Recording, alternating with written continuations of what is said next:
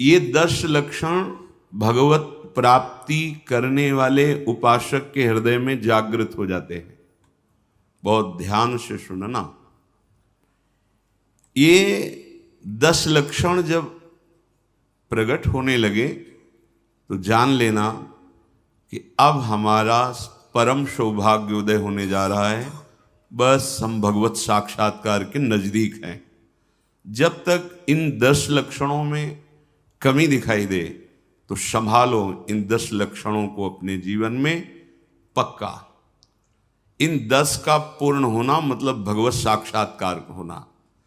धृति क्षमा दमोस्तेयम शौचमिंद्री निग्रह धीर विद्या सत्यम क्रोधो दशकम धर्म लक्षणम। धृति सबसे पहला है। धृति किसी भी प्रकार का संकट, अपमान, विपरीतता, प्रतिकूलता, दुख आ जाए,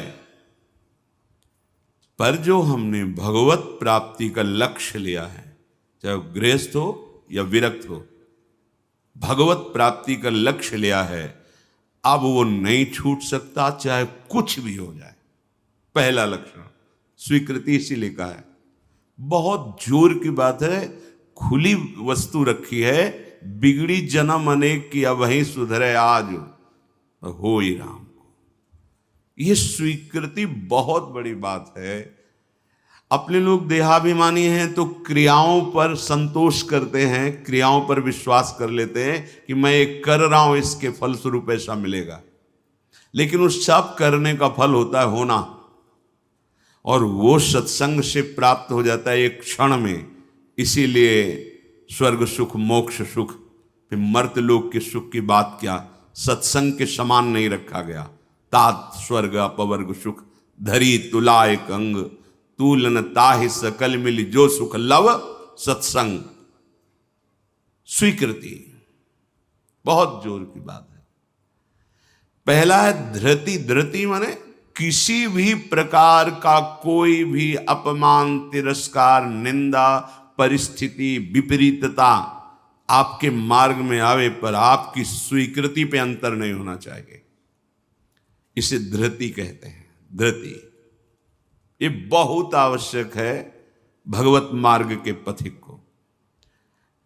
जो स्वीकृति की हुई है उस पे कोई विक्षेप नहीं पड़ना चाहिए। जो होना सो हो जाए, स्वीकृति नहीं बदलनी चाहिए।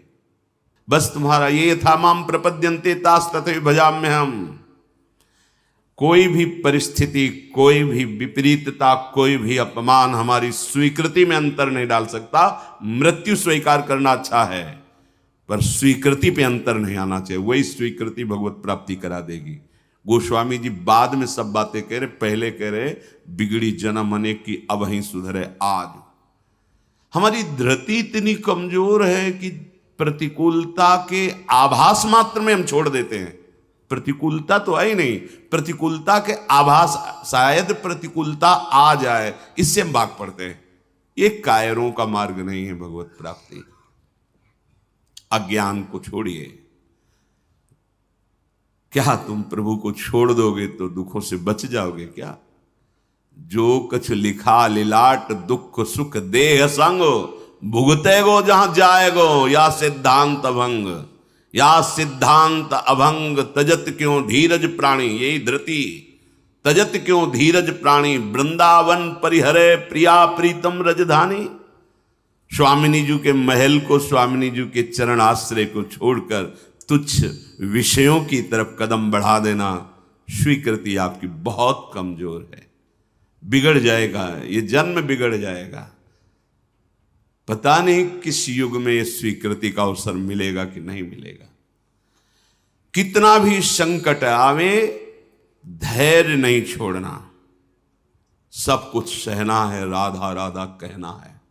नियम बना लो, जीत जाओगे। काल पर भी विजय प्राप्त कर लोगे। विश्वास करो, ये मंत्र मान लो, सब कुछ सहना है, राधा राधा कहना, राधा राधा।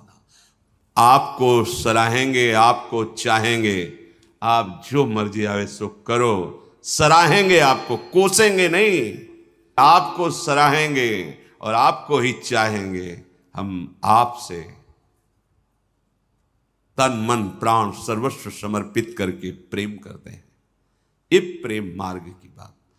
भगवत प्राप्ति करना है तो पहली बात है ये धृति, ये धैर्य रखो। ये नहीं देखा जाता, धैर्य नहीं दिखाई देता, धैर्य नहीं। जरा सा विचलता हुई, भाग पड़े। कहां भागोगे?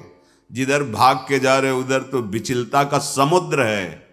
यहां तो विचलता तुम्हें अविचल स्थिति प्रदान करने के लिए है। यहां का भय तुम्हें निर्भय पद प्रदान करने के लिए है। और इस भय को स्वीकार करके भाग रहे हो तो महाभयावह प्रवाह है संसार का, बहते चले जाओगे।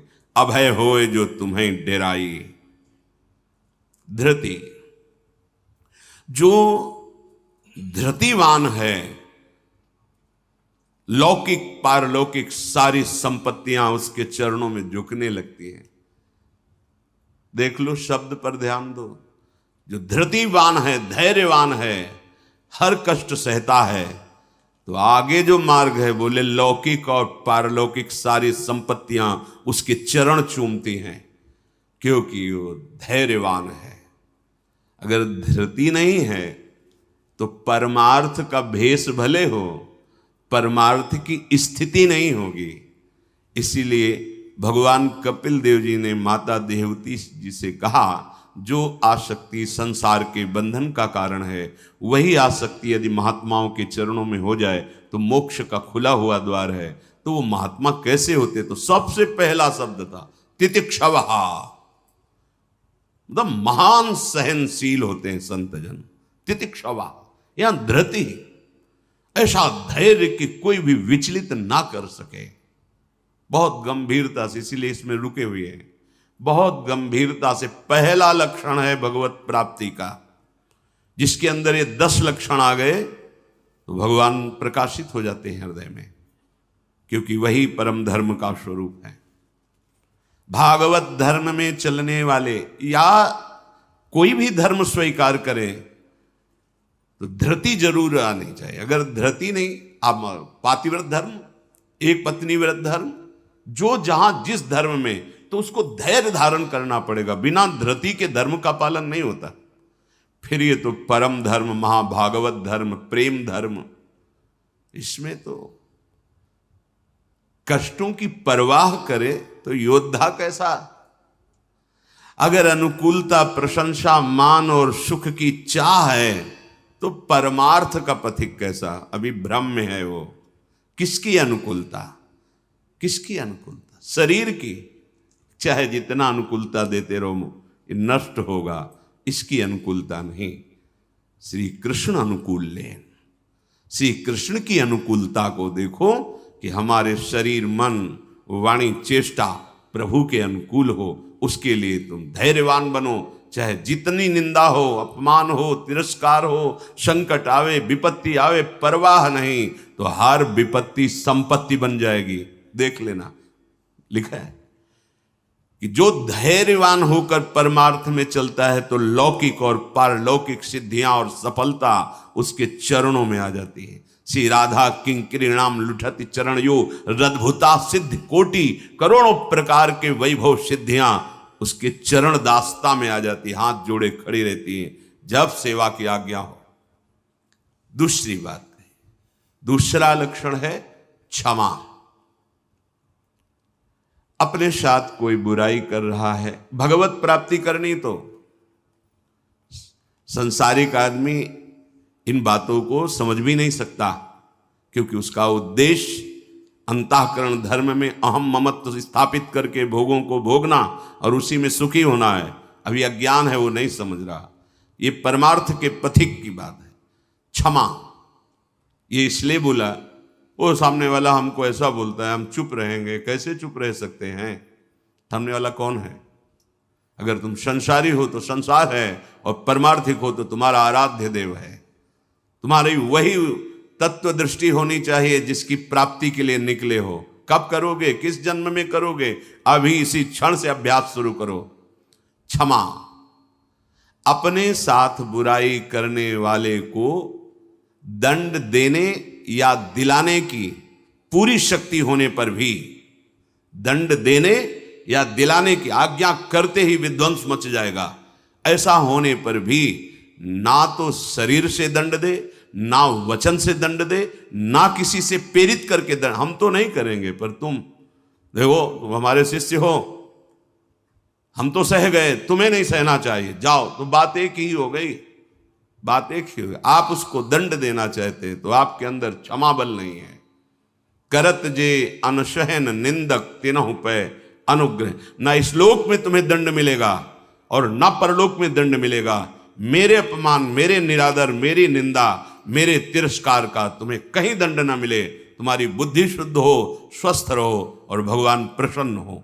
ये है परमार्थ के पथिक का हृदय। विचार करो, जो अनशहन करके निंदा कर रहा है, अपमान कर रहा है, तिरस्कार कर रहा है, उसके लिए ठाकुर हरिदास जी के कोड़े पे कोड़े वो बरसा रहे निर्दयी और कह रहे हरि बोल कहता है। तब ऐसी पीड़ा में भी मुस्कुरा के कहते हैं भगवान बड़े कृपालु हैं, तुम्हारा मंगल करेंगे, क्योंकि तुमने भी कहा हरि बोल। तो ये 2 अक्षर हरि नाम तुम्हारी जिह्वा पे आया। अब मुझे विश्वास हो गया कि भगवान तुम्हारा मंगल कर देंगे। ये है महाभागवत की स्थिति। कितना भी अपमान, कितना भी क्लेश या निंदा करे, उसके लिए ना मन से अमंगल भाव हो, ना वचन से हो। देखो, पूरी शक्ति है, पर ऐसे महापुरुष हुए हैं कि अगर वो संकल्प कर ले तो क्या ना हो जाए। इतना उनके पास भजन बल है, तप बल है। साधारण आदमी उनका अपमान करके पीट के चला जाता, वो बताते भी नहीं कि किसने पीटा है, कभी नहीं। वो कभी लौट कर भी नहीं देखते किसने ऐसा क्यों किया है। क्यों? क्योंकि अगाध बोध संपन्न महात्मा जैसे अपने हाथ से, अपनी दांत से अपनी जिह्वा, अपने द्वारा कोई चेष्टा जो अपने को पीड़ा पहुंचा दे, किसको दंड देंगे? ऐसे आत्मस्वरूप सर्वत्र अनुभव करते हैं। इसलिए राग द्वेष रहित महात्मा के हृदय में ये आता ही नहीं है कि इसको दंड दिया जाए। अपने साथ बुराई करने वाले को दंड देने दिलाने की पूरी शक्ति रहने पर भी उसको दंड देने या दिलाने की भावना मन में भी ना आए और उसके हर अपराध को सहकर यथोचित चेष्टा करे कि उसको सुख पहुंचे, उसे भगवत साक्षात्कार होता है। उसे क्षमा कहते हैं। श्रीपाद प्रबोधानंद जी ने भी कहा, नीचापमानम शुद्धा। नीच शब्द इसलिए कि आप उससे महान हैं, आप उस पर शासन कर सकते हैं, आप उसको दंड दे सकते हैं, पर उसके द्वारा किए हुए अपमान को सह गए। कैसे? अमृत मान करके। अमृत, नीचा अपमान। जब कोई गाली दे, निंदा करे, अपमान करे, तब ये बात आवे भगवान इसका मंगल करे। ये भक्त हृदय होता है। अनुकूलता में तो सबको आशीर्वाद देने के लिए तैयार हो जाएगा। प्रतिकूल परिस्थिति में भगवत भाव युक्त हृदय होकर कोई अमंगल सोच भी उसके लिए ना करना, ये होता है। देखो, सर पे प्रहार किया नित्यानंद महाप्रभु के, जो जगाई मधाई के चरित्र में आता। महाप्रभु जब चैतन्य देव ये देखा तो सहन नहीं कर पाए कि ऐसे महाभागवत के प्रति ऐसा अपराध। क्रोधावेश तो चरण पकड़ लिए नित्यानंद महाप्रभु ने कि चैतन्य महाप्रभु का, प्रभु ये आपकी विशेष कृपा के पात्र है। नाथ, आपका अवतार दंड देने के लिए नहीं हुआ, आप कृपा कीजिए। ये आप कह दो कि वो तो अवतारी पुरुष हैं, तो हम किनके बच्चे हैं?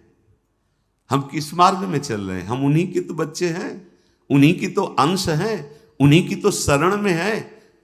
वही नाम जो बोल रहे हैं वही तो हमें दे रहे हैं, कोई दूसरा नाम थोड़ी दे रहे। वही कृष्ण नाम दे रहे, वही राधा नाम दे रहे हैं, जिसमें ऐसी अपार सामर्थ्य है। वो तो स्वयं प्रभु हैं, पर हम कौन हैं? उन्हीं प्रभु के तो अंश हैं, उन्हीं प्रभु के बच्चे हैं, उन्हीं के चरण शरण में हैं। उन्हीं के वचनों के अनुसार चले तो वैसी ही कृपा का अनुभव होने लगेगा। क्षमा। पहला धृति, दूसरा क्षमा। तीसरा है दम। दम कहते हैं इंद्रियों को विषयों से हटाकर प्रभु में लगाना। ये भगवत प्राप्ति के लक्षण वाले महापुरुष का जो भाव है। दम, दमन करना। हमारी इंद्रियां बहिर्मुख होकर भोग भोगना चाहती हैं, इनका स्वभाव बन गया है। दुर्वासना मम सदा परिकर्षयन्ति। विषय इतने प्रबल हो रहे हैं कि इंद्रियों को अधीन कर लिए हैं। इंद्रियां इतनी प्रबल हो रही कि मंथन करने वाली प्रमथन स्वभाव वाली मन को अधीन कर लिया है। मन इतना प्रमथन स्वभाव वाला बुद्धि को अधीन कर लिया। अब बुद्धि विषय में सुख मान करके सब छूट दिए हैं, तो इंद्रियां मन विषयों में विचरण कर रहे हैं। जो भगवत प्राप्ति करने की लालसा वाला उपासक है, वो दम रूपी सद्गुण से युक्त होता है। दम अर्थात दमन करना, इंद्रियों का दमन करना। थोड़ा कठिन है। कामा संजायते क्रोधा, क्रोधा स्मृति विभ्रमा। जब हमारी कामना बन जाती है कि ये मैं भोग भोगूं और उसमें बाधा पड़ती तो क्रोध आ जाता है। बस ये कामना संकल्प न बनने पावे तो बहुत जल्दी निवृत्त हो जाएंगे। संकल्प बनने का समय हम देते हैं।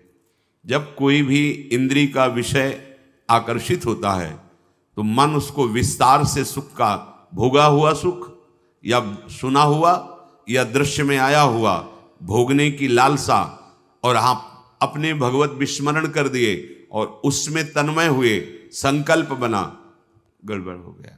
अब परमार्थ से भ्रष्ट कर देगा। आज नहीं तो कल, क्रिया बने ना बने, भ्रष्ट कर देगा।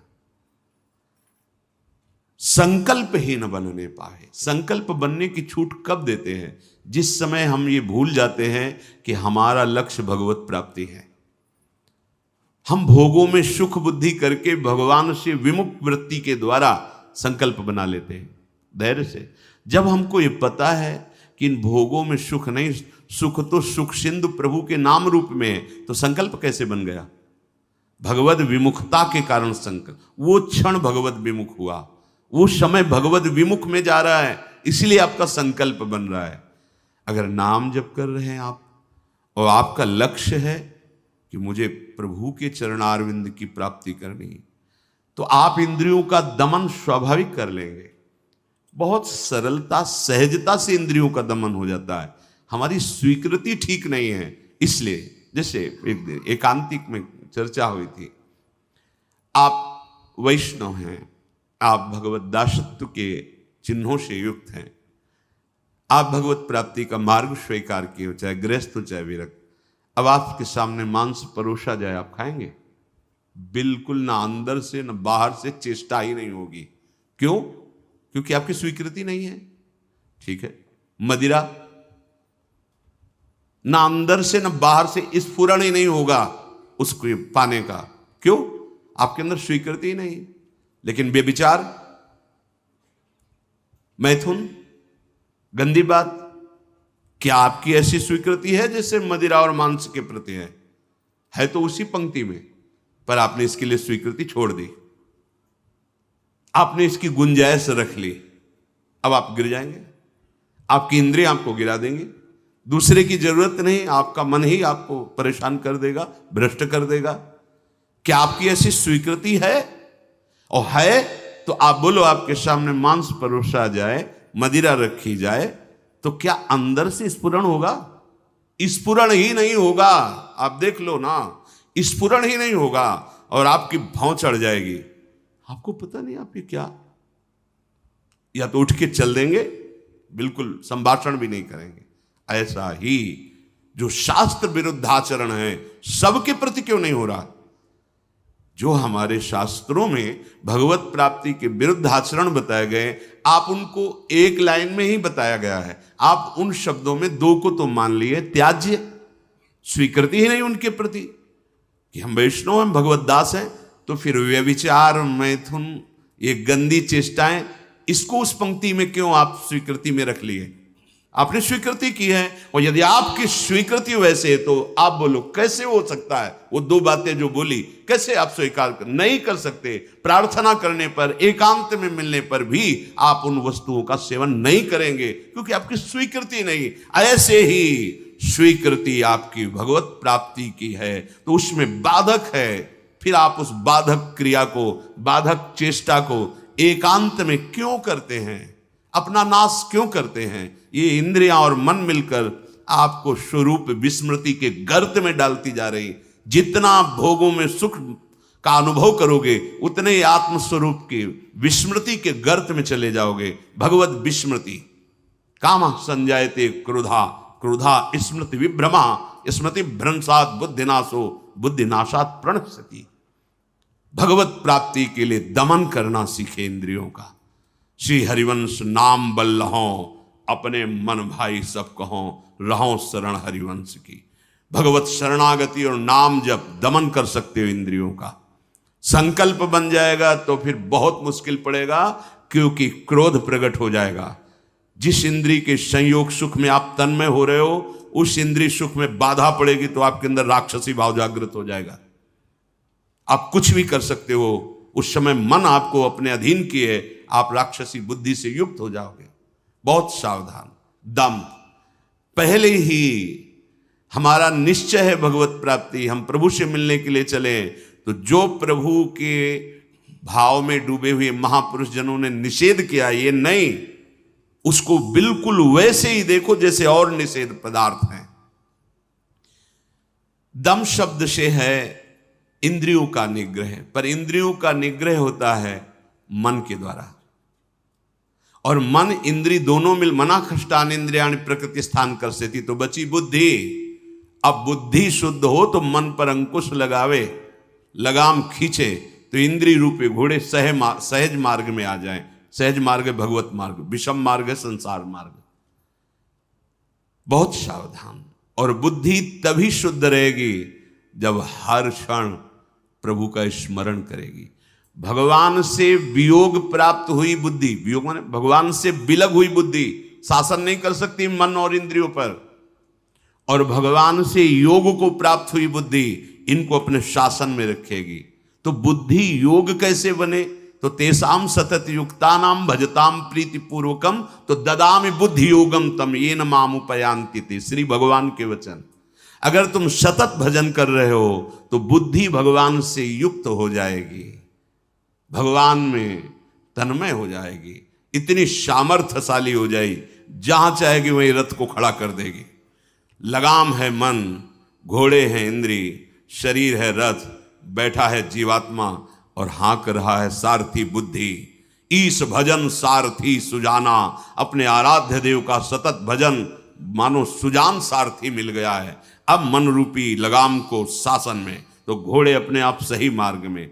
इंद्रियों का दमन अर्थात मन का निग्रह, अर्थात बुद्धि का परमात्मा में निरंतर जुड़े रहना। निश्चय में भजन होना चाहिए, बुद्धि कार्य निश्चय, भजन न छूटे। जीत गए आप तीसरे गुण दम को प्राप्त हो गए। चौथा अस्तेय, चोरी का स्वभाव ना होना। मन से, वाणी से, शरीर से किसी भी प्रकार की चोरी ना करना। फूल लेने जा रहे हैं प्रभु, जनक जी के यहां निमंत्रण में आए हैं, विश्वामित्र जी को आमंत्रित किया गया है। फूल केवल है, कोई और वस्तु नहीं है। पर आप देख लीजिए उस प्रसंग में प्रभु मालियों से पूछते हैं, क्या मैं अपने गुरु सेवा के लिए कुछ पुष्प ले सकता हूं? स्वीकृति दी। हमारा स्वभाव बिगड़ गया है, बहुत सावधानी की जरूरत है। सोचते हैं कि हम चोरी करके दूसरे का धन, दूसरे का सुखी हो जाएंगे, कभी नहीं होगे। अधर्माचरण करने वाला कभी, आपको थोड़ी देर हर्ष होगा, हर्ष शोक में परिणित हो जाएगा, शोक भयानक दुख पैदा कर देगा। बहुत सावधान, सिद्धांत को समझो और भगवत मार्ग में चले हो तो ऐसा होना ही नहीं चाहिए किसी भी तरह से। और ये वस्तु बहुत अच्छी लग रही है, नहीं, आज जो हमारी व्यवस्था कर रहा है कल व्यवस्था, हम व्यवस्था के लिए भगवत मार्ग में आए क्या? हम तो भगवत आनंद के लिए आए हैं। शरीर और मन प्राण उनको समर्पित है, वो जाने। किसी भी तरह की मन से, वाणी से, शरीर से चोरी नहीं होनी चाहिए। दूसरे की बात हम सुनी तो सुन करके उसे अनुभव में उतारें, सुन के उसको दूसरों को बोलकर प्रभावित कर लेना, यह भी चोरी हो गई। महापुरुषों की बात, अमुक संत ने अमुक बात कही है, हम सब मिलकर उस पर चले भगवदानंद का अनुभव करने के लिए। अगर हम उस बात का केवल प्रयोग करते हैं दूसरे को प्रभावित करने के लिए और वासनाओं की पूर्ति के लिए, यह भी चोरी है।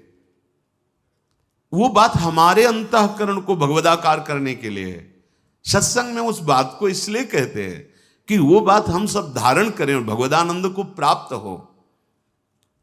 किसी भी तरह का मन में या तन में या वचन में ये छुपाव भाव, ये चोरी भाव, हम चाहते कुछ हैं और वाणी से कुछ बोल रहे हैं, वो ठीक नहीं है। अस्तेय, बिल्कुल छुपाव का भाव, चोरी का भाव नहीं होना चाहिए, न मन से, न वाणी से, न शरीर। भगवत प्राप्ति करने वाला उपासक जो मन में होता है वही वाणी में होता है, वही चेष्टा में होता है, तीनों में एक होगा। और जो विषयी जीव होता है उसके मन में कुछ और होता है, वाणी से कुछ और बोलता है, चेष्टाएं कुछ अलग दिखती है, ये ठीक नहीं है। जो मन में एक, वचन में एक, आचरण में वही, तीनों का मिलान कर लो, वही होता है अस्तेय। पहला था धृति, दूसरा क्षमा, तीसरा दम, चौथा अस्तेय, पांचवा है शौच। शौच कहते हैं पवित्रता को। उपासक को बाहर और भीतर दोनों से पवित्र होना चाहिए। अब सुंदरता बढ़ रही है लेप आदि से, वैसे पवित्रता नष्ट हो रही है, पवित्रता नहीं मिलेगी। शौचाचार का ज्ञान ही नहीं है, पशुता बढ़ रही है, पशुता। वही जूते पहन करके लघुशंका गए हैं, अवसर लगा तो उसी में शौच हुआ है, और वही जूते पहन करके भोजन पा रहे हैं, तो बुद्धि क्या हुई? पशुता आ गई, राक्षसीपना आ गया। आहार के समय पूज्य भाई जी महाराज और ग्रंथों में और बड़े संतों से बहुत पवित्र विचार होने चाहिए उस समय। खास करके आहार के समय तो आपको बहुत सावधान रहना है, क्योंकि जैसे भाव में आहार पा रहे हो उसी का वो बढ़ावा कर देगा। पवित्र आहार, पवित्र चिंतन करते हुए, इसलिए पहले भगवद अर्पित किया जाता है, एक एक कवल नाम जप करते हुए। बहुत सुंदर 24 घंटे उसका देखना प्रभाव बहुत सुंदर पड़ेगा। बाहर आपका शरीर पवित्र होना है, उसके लिए दिनचर्याएं हैं, पवित्रता का निर्वाह, बहुत सावधानी। वो अब देखो ऐसे लोगों के आचरणों का अनुकरण किया जाता है जो शौच होकर जल ही नहीं लेते। वैसे ना होता, क्या कहते हैं उसे? हाँ, टिश्यू पेपर। वाह आचरण बिगड़ते हुए पशुता में बदल गए। जैसे पशु ने सोच के चल दिए। अरे भाई, मनुष्य शरीर मिला है पवित्र, मतलब बुद्धि काम नहीं कर, उसे बड़ा माना जाता है। सोच होकर के पवित्रता ना करना बड़े आदमी हैं। वाह, आचरण पवित्रता है ही नहीं। कैसे तुम भगवत चिंतन अखंड कर लोगे? कैसे तुम्हारे सदविचार आवेंगे? बाहरी और भीतरी दोनों पवित्रता चाहिए। बाहरी पवित्रता ये जल से, मिट्टी आदि, रजा। देखो, चाहे जितना आप साबुन लगाओ हाथ में, बाद में थोड़ी रज का प्रयोग जरूर करो। रज से पवित्र माना। जैसे वो इतनी बड़ी बोतल में क्या आता है, डिटॉल वाला, वो नहीं होता, उससे हाँ जो हैंड वॉश जो भी ऐसे ऐसे धो लिए, माना ठीक, अच्छा है, पर रज का प्रयोग जरूर करें। थोड़ी रज लेकर हाथ, बिना रज से आप पवित्र नहीं माने जाएंगे। आप जैसे साबुन वगैरह तो करो, हम कहते करो, पर इससे आप रज का प्रयोग जरूर, एक बार ही सही, पर ऐसे रज आएगी तो नाली जाम हो जाएगी, और ऐसा नहीं, हम कहें थोड़ी तो प्रयोग करो रज का। नहीं, वो नाली तो खुल भी सकती है, इधर बुद्धि की नाली जाम हो गई तो और गड़बड़ हो जाएगा, नहीं हो जाएगा, जन्म जन्मांतर बिगाड़ती चली जाएगी। अब कैसे समझाएं, मतलब बड़ा समय विचित्र आ रहा है। लघु शंका में बैठना है तो जो शौच की सीट उसी पे बैठना है, किए लघु शंका और निकले उछल दिए।